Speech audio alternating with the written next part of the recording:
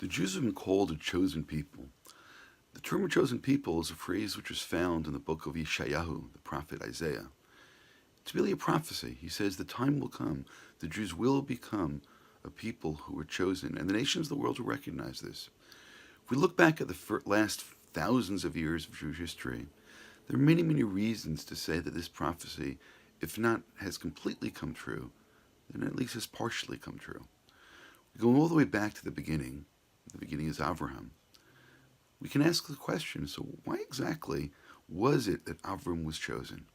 The answer to that is provided in this week's Parsha.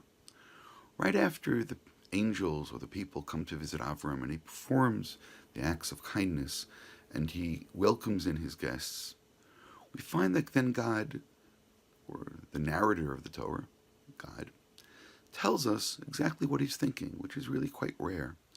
And he says that because Avram will become a great nation, and because Avram will instruct his children and his household, those around him, in the ways of God, and because Avram is a person who will teach and live by the words which are used, or tzedakah and mishpat, by charity and by justice. Avram is somebody who's going to have a dialogue with other people. Avram is going to have a dialogue with future generations. And Avram's dialogue with the future is something which is still around today. The difference between Avraham and those we find before him is precisely this dialogue. But it's not just the dialogue, it's also the content. We don't really find Noach, we don't really find Adam speaking to their children. We don't find them instructing them. We don't find them instructing them in the ways of God. And we don't find them instructing them in the ways of tzedakah and mishpat.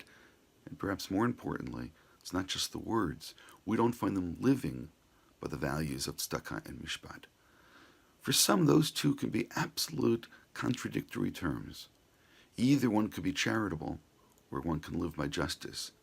Somehow, this religious genius Avraham, he knew how to do both. He was somebody who was able to go to war because of justice, and he was somebody who was able to open up his house because of charity.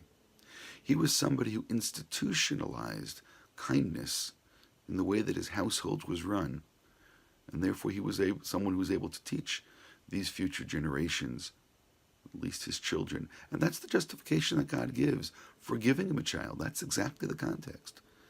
In the chapter before, God himself informs Avraham that he's going to have a child.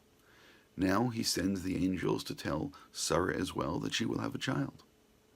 And now God says, but this is why I've chosen Avraham. This is why Avram is special. Because Avraham will have a dialogue with the future. Avram will take the responsibility to teach. Avram will teach not just the future, but he will teach the people around him, and he will teach them based upon his actions. And that was something which in the Dark Ages was incredibly rare. Acts of justice, acts of kindness, acts of decency. Avram is able to even put forth arguments for those who live a life which is the complete antithesis of his own. The people of stone were wicked people. That's God's value judgment.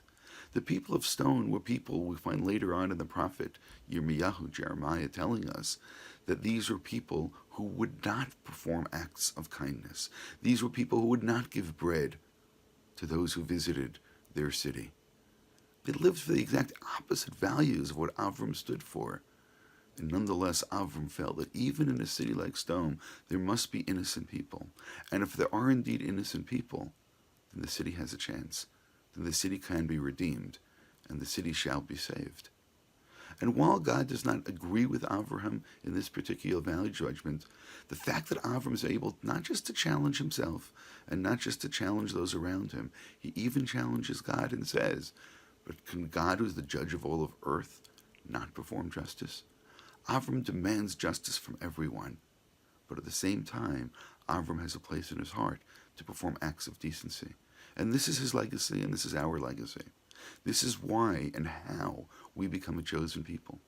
When we demand justice and we perform acts of kindness. When we figure out how to marry those two terms, and not just in ideas, but in actions.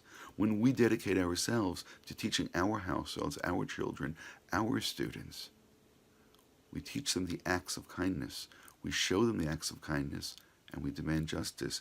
then we will be a light unto the nations.